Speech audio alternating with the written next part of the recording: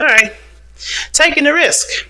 Like I said, y'all gonna have to, really ground yourself right now because there's some things that are not clear about your relationship. That doesn't necessarily always have to mean a bad thing. It's just there's some things that you have to kind of conquer in regards to fears, in regards to discomforts, in regards to insecurities. And I think there's a lot of things that have to be addressed before you can, just commit, because we saw the Hierophant and the Moon, and those two together is like, okay, during the craziest time of your life, can you find some reason to stabilize? Can you stabilize yourself? And it's hard right now considering Uranus is actually in your sign 0 degrees, maybe even 1 degree now. I can't remember if he shifted or not, but he's up in there having a party.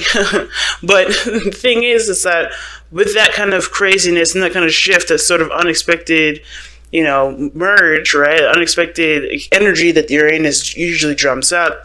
There's a lot of things that you're going to have to kind of be ready for, to kind of be on guard for. And not necessarily to resist, but more to understand what's happening and to adjust accordingly. Because the Hierophant is the 5th card of the major arcana, but that also talks about structure, organizations, boundaries, commitment. They talk about all of those things. And the thing that's interesting to me is that it's a contradiction, that card, in my opinion. Because usually you change what you need to change, so then you can stabilize based off of that change. This is the same difference. And what it looks like in this relationship is like, yeah, you got somebody new, but you're going to have to leave someone behind, some of the old habits and behaviors that don't really work now with this relationship. Not saying that they're like the devil energy, that's the things that take your power away, but these are beliefs, these are things that you've been accustomed to doing for forever, that they just policies have changed, the world has changed, your world has changed. There's got to be new rules to accommodate this new beginning, right? This new energy. So it makes sense. So the underlying energy is about you. The King of Pentacles is all about you. Now, at the same time, it could indicate that here, this could also just indicate that this is about stabilizing. This is about centering yourself. This is about feeling grounded and grounding yourself, grounding the people around you, or at least being a grounding force for other people to at least be able to ground themselves with you or around you. But really, the King of Pentacles is only going to be focusing on grounding himself, and that is the best source of grounding that anybody can ever have. One person must be grounded. And right now, the King of Pentacles has a lot to do, has a lot of research to do, has a lot of looking at the details to do, have a lot of things to look, has a lot of things to look into in regards to what is of value to him and what isn't, right? So why we have the King of Pentacles as the underlying energy? Well, the seven of Wands. It's interesting because Aries got the the Hermit in the 7 of Wands, and you guys have the King of Pentacles in the 7 of Wands. I think it's more to pursue happiness rather than to protect yourself, okay? Because right now, it's not necessarily, I don't think you guys are being the King of Pentacles. The reason why the King of Pentacles is coming up because you're protecting yourself. It's more of like being ready to go, being ready to just kind of, take on the next challenge. You know what I mean? Because it has been a little bit of protection that y'all have been doing. But with this situation, I feel like it's more of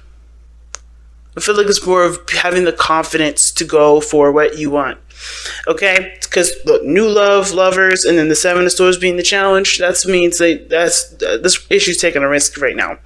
Because right, what do we see? The Moon, insecurities, uncertainties, and definitely no way of knowing if something's going to completely turn out. But remember, when the Moon comes up, y'all, it's not a bad thing. It's not it's conquering your fears of the unknown. What you don't know may or may not hurt you. But the thing is like, it's not about what you don't see coming. It's about how you handle yourself through the day-to-day and how you stabilize yourself. Because if you don't stabilize yourself, if you don't center yourself, if you don't ground yourself, there's going to be a lot of unseen, unpredictable stuff that hits you, and you're not ready for it. It's just all about being ready for the crazy, but not anticipating it. Do you get what I'm saying? It's really weird because you're not sitting there with your wand ready to fight somebody. You get what I'm saying? Just knowing that you have the skills to take care of yourself if somebody does challenge you, right? So it's like that.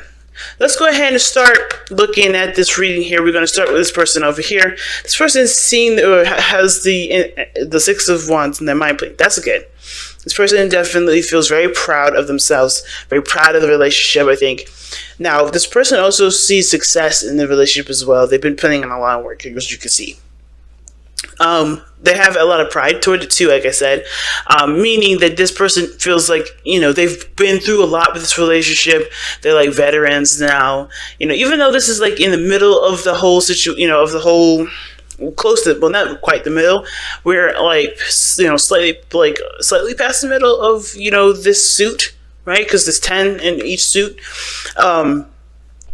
Excluding the suit, the actual suit cards, the queen, king, knight, page. This is like, hey, I've been through a lot. I've been through enough to kind of know what the hell I'm doing. I feel good about myself. This person's got a lot of pride when it comes to this relationship. Gone through enough, gone through a lot. They feel very proud of it. Now, the other person's got the 9 of Cups, and very similar to the Aries reading, the 9 of Cups was someone's mindset too, but they're happy with everything the way they are. They're happy with how things have been. They're happy with how things are in this moment. They're also, like I said, I also kind of feel like this person's also happy, not happy, but also manifested this relationship. This is something that they've wanted. This is something that they've been trying to, get going in their life, and this is where they are. They're happy with it. They're content with it. They can't complain. At the same time, I think this person also knows what they want. At the same time, if they're not in a relationship quite yet, which kind of looks like, even though this Lovers is coming up, don't mean you guys are in a relationship. I think you guys just know what you guys want. But the problem lies with what you guys are deciding. You see this? Like, you guys happy with yourself, proud of yourselves for going through the healing that you guys need to, or, going through the work that was needed to even, prosper in this relationship. But that's great. This person's very happy with their relationship. They can't complain. However, this person here is obviously showing that they have to make a decision about something, trying to weigh the pros and cons about whether or not this is something that, this is something that they can, they're willing to put time and effort into. What is the value, weighing the value of it. And the other person is trying to figure out if this is something that they can continue to push forward in. Or they're trying to look for, honestly, I think this is not really necessarily like, okay, I don't know if I can continue to put more work into this. I think they're trying to figure out what else they can do to improve the relationship. Because they have done good work and they know it, and the relationship has definitely benefited in that regard because of the work that they've been putting in. They're just having a hard time figuring out what else needs to be done. Okay, because there's nothing that needs to be done at this point, right? There's a lot of waiting, there's a lot of patience, and this person is great and happy with how well everything's improved, but there's not much they can do at this moment other than to focus and look within themselves. I think that this person is like very prideful, takes a lot of pride into putting work into something, whether that's helping people, whether that's improving some sort of project, whatever. But I don't know if this person really looks within themselves sometimes. Like, really centers themselves and looks within the self, okay? Because this is all about value. I think this person gets a lot of their worth from doing stuff. And now that there's nothing outside of them that needs to be done, they're kind of like, what the hell am I going to do? They're proud only, I feel like, because they've done the work. They've done a lot of things. Sure, it hasn't gotten them to where they want to be, but they're happy with it. But the thing is, too, it looks like they're getting a lot of justification from the projects that they've been putting in. Not necessarily about having pride in regards to how they're, in regards to what they're worth, So this is having a lot to do with looking back now, right? Looking at the self, looking at who they are. New love is good. But new love can only come if there is something, if there's room to receive it. And I think right now this person has kind of looked outside themselves enough to realize that this situation is no longer having anything to do with anything outside themselves. They have to look within. In order to receive this new love, in order to create new love, they have to start new love within themselves. Okay? And the same goes with this individual here. They're looking at, the weighing the pros and cons. That's why I see the Two of Pentacles as. I know sometimes people say it's juggling situations, or juggling two people. I'm not seeing no cheating. But what I am seeing, though, is this is like them trying to figure out, weighing the pros and cons of whether or not this is something that is, good for them or not, rather than looking at what they want. Like I said, they know what they want already. The Nine of Wands, the Knight of Cups indicates that. And I feel like at the same time, it's like, remember what you want to do. Remember what you want to pursue. Remember what your dream is. Is any of these options, are these options here presenting you with what you want. Now, at the same time, with Two of Pentacles being juggled like that, I kind of get a sense that this person may be procrastinating. Trying to keep the balance of a situation, hoping some situation would pass, some situation would come up, but then it's not going to pass because they're, this is something that they want. This is, at the end of the day, this is about pursuing what makes you happy by investing the time into what your heart's desire is. And this person may be procrastinating with the Two of Pentacles. But the reason why the Two of Pentacles is even coming up for this person, as well as the Nine of Cups, is we have the Five of Swords. Okay, so the Five of Swords is something that's a little bit difficult to read sometimes, considering the circumstances. But I don't think there's any fighting or any brawling. I think there's a lot of people that have felt defeated in their last endeavors, their last ventures and relationships. And I think this person's definitely taken the road of, okay, well, only do what makes me happy, and that's it. The Five of Swords can indicate too that this can it can indicate that there's not people around them that's looking to sabotage, but they're kind of conscientious of other people doing doing things that will perhaps sabotage them. But it's never ever really the other people that sabotage with the Five of Swords, in my opinion. It's always the other person, because they lose focus of what it is that they were going towards in the first place. Because the Five of Swords can indicate petty arguments, petty fights that have nothing to do with the circumstances. They're just all about winning a situation in the moment, as winning an argument in the moment, which can eventually cause a bigger result to a situation than realized at the end of it. So I feel like this person's seeking to kind of get what they want, gaining happiness, or finding something that is actually going to be a success, because they, like I said, they may have had some sort of falling out in the past with somebody. They may have been either cut ties with somebody, or there's some situation that made them feel like they were defeated, or they may feel like it was a failure. And that's just why they're weighing the pros and cons of whether or not, okay, this is what I want. If this relationship is what I want, is it worth pursuing? Is this something that I can actually grow and manifest into something beautiful? Two of Pentacles. Because they don't want to put their time and effort into something or into someone just to be feeling defeated all over again, just to feel like they've lost out or they missed out again. So the other person here with the Two of Cups coming up here is that, they find this relationship as the perfect partnership, right? The reason why they have the Seven of Pentacles here in the body, and then the mind being the Six of Wands. This person is very proud of themselves, very proud of this relationship. But the only issue I see is that they have a lot of focus on the relationship rather than themselves. Which is a lot of the bit, it's not really too bad. It's just that this person, is so focused on trying to improve this relationship. That's not necessarily a bad thing, okay? But there's not much they need to do. I think this person overexerts their energy a little bit because they're not receiving new love either, right? A new person has stirred romantic feelings, right? Has stirred your romantic feelings. This person is definitely going. And I feel like that because of this relationship that they deem is very perfect, that they deem is like the right person for them.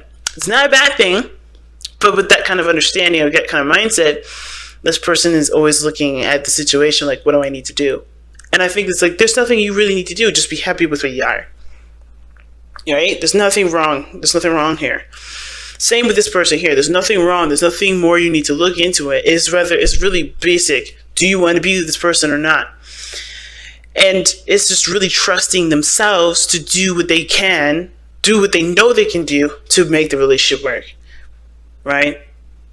I think I have this feeling this person feels like if they slack off, the relationship won't be as perfect as they believe it is. But it's already perfect. The relationship is very perfect. Okay? The relationship is exactly how they want it. It's perfectly fine right now.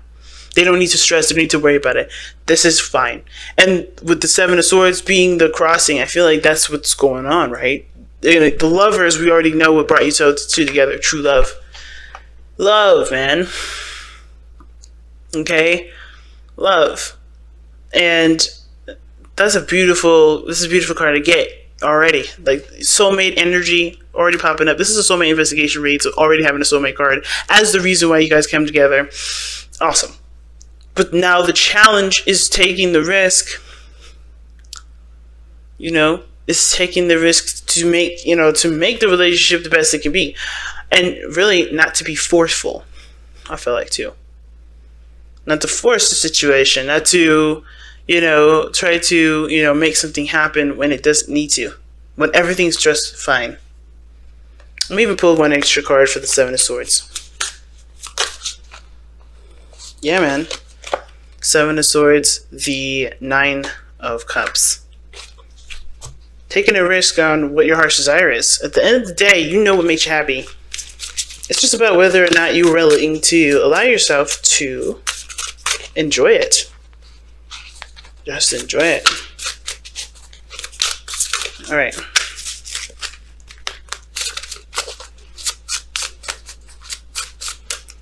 Alright, so you guys have surrender your belief in not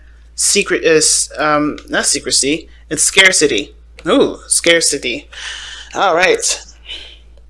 The universe. Okay. I was smelling some sage there for a second. The universe is asking you to open to the infinite nature of abundance. In this way, you can remove blocks in your life and succeed beyond your wildest dreams. Like I was saying, hey man, everything's perfectly fine right now. What is there needed? What extra stuff is needed to be done? Blocking yourself by trying to figure out if this is something worth pursuing when you already know it is, or knowing what it isn't, right? For you, you already know the truth. What makes you happy? This relationship. Regarding the relationship, this is what this is about. The mind plane. It makes you happy. Why not continue? Why not just allow it to just, why don't you allow yourself to just enjoy it? And then at the same time, what other work needs to be done? Why can't you just enjoy the moment? Can't you just be in the moment? Don't worry about what needs to be done at this moment. Worry about how you've been enjoying it. Where have you been delegating or pushing your time into? You know what I mean? Have you been spending time with this person?